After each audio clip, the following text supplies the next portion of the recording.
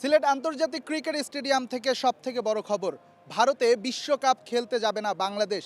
বিসিবির বোর্ড সভায় এমনই একটা সিদ্ধান্ত নিয়েছে। কিছুক্ষণ আগে বোর্ড পরিচালকরা আসলে একটা মিটিং করেছে, যেখানে জুম মিটিংয়ে বেশ কিছু পরিচালক যুক্ত ছিলেন, বিসিবির সভাপতি আমিনুল ইসলাম বুলবুলও যুক্ত ছিলেন।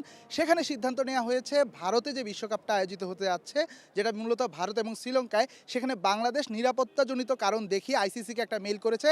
তারা আসলে ভারতের মাটিতে বিশ্বকাপটা খেলতে চায় না, অন্য কোথাও অর্থাৎ শ্রীলঙ্কায় তারা বিশ্বকাপটা আয়োজন করা যায় কিনা। এখানে কিছু কমপ্লিকেশন রয়েছে, কারণ আমরা জানি বাংলাদেশের যে তিনটা ম্যাচ যেগুলো কলকাতায় রয়েছে, সেই ম্যাচগুলোতে যে প্রতিপক্ষগুলো রয়েছে, ওয়েস্ট ইন্ডিজের সাথে খেলা রয়েছে, ইংল্যান্ডের সাথে খেলা রয়েছে, তারা আসলে শেষ পর্যন্ত রাজি হয় কিনা, শ্রীলঙ্কায় গিয়ে বাংলাদেশের সাথে ম্যাচগুলো খেলতে রাজি হয় কিনা, এগুলো নিয়ে আলোচনা হতে পারে। তবে বাংলাদেশ থেকে যে সিদ্ধান্তটা জানানো হয়েছে, অর্থাৎ বাংলাদেশ ক্রিকেট বোর্ড থেকে যে সিদ্ধান্ত জানানো হয়েছে, সেটা হলো বাংলাদেশ কোনোভাবেই ভারতে খেলতে যেতে ইচ্ছুক না, কারণ নিরাপত্তাজনিত কারণে।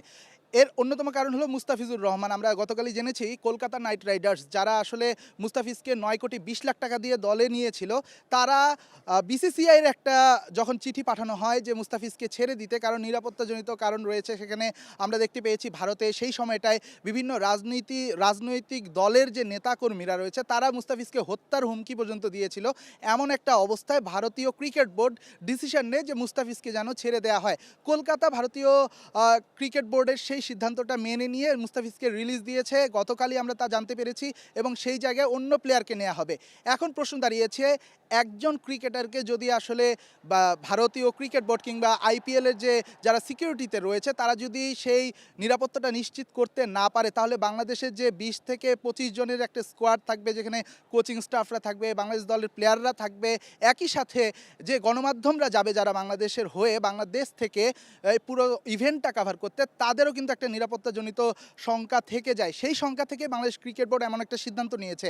আমরা গতকাল দেখেছি বর্তমানে যিনি ক্রীড়া উপদেষ্টা দায়িত্বে রয়েছেন আসিফ নজরুল, তিনিও আসলে বাংলাদেশ ক্রিকেট বোর্ডকে একটা নির্দেশনা দিয়েছিলেন যেন বাংলাদেশ কোনোভাবেই ভারতে বিশ্বকাপটা না খেলে অন্য কোথাও খেলা যায় কিনা, এমন একটা নির্দেশ তিনি দিয়েছিলেন, এবং সেটাই কিন্তু শেষ পর্যন্ত বাংলাদেশ ক্রিকেট বোর্ড রেখেছে। এবং সেই সিদ্ধান্তটা মেনে নিয়েই আইসিসিকে মেইল করে জানানো হয়েছে। বাংলাদেশ ক্রিকেট বোর্ডের যেই সোর্সগুলোর সাথে আমার কথা হয়েছে, সবাই কম বেশি নিশ্চিত করেছে যে তারা ভারতে যাচ্ছে না, এবং ভারতে যে যাচ্ছে না সেটা আইসিসিকে জানিয়ে দেওয়া হয়েছে। এখন কিছুক্ষণের মধ্যেই বাংলাদেশ ক্রিকেট বোর্ড থেকে একটা স্টেটমেন্ট দেওয়া হবে যে যেমন একটা সিদ্ধান্ত নেওয়া হয়েছে, এই সিদ্ধান্তটা কিসের উপরে নেওয়া হয়েছে সেটার বিস্তারিত আলোচনা থাকবে সেই স্টেটমেন্টে। সেটা পর্যন্ত সবাইকে অপেক্ষা করতে হবে। এখন ছিল এই পর্যন্তই আমার কাছে শেষ খবর।